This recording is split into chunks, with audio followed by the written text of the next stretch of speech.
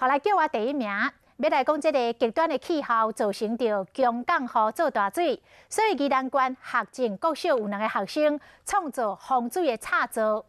这个防水的插座代表台湾参加世界青少年的发明展，伫灾害应变这个项目摕到金牌。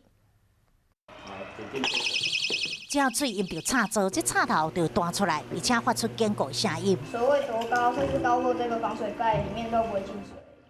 这么聪明的装置是2个小学生的发明。宜兰县学前国小分别读5年、6年的简俊甲蒋炳燕，因为看到台湾真侪所在拄着强降雨、着淹水，恐惊会造成漏电的危险，因此发明这款的装置。这样发明嘛代表台湾前往印尼参加世界青少年发明展，而且伫灾害应变类摕到金牌，为国争光。另外一项的作品是得到安全健康的银牌。像幼时会增大水量。透过监狱会当互水道头的漏水自动的调节，减少资源的浪费。所有作品对一开始的设计图到模型，拢是由小朋友一手包办。即马得到国际赛事的奖项，老师拢非常骄傲，嘛真欢喜，嘛互世界看到台湾小朋友的发明实力。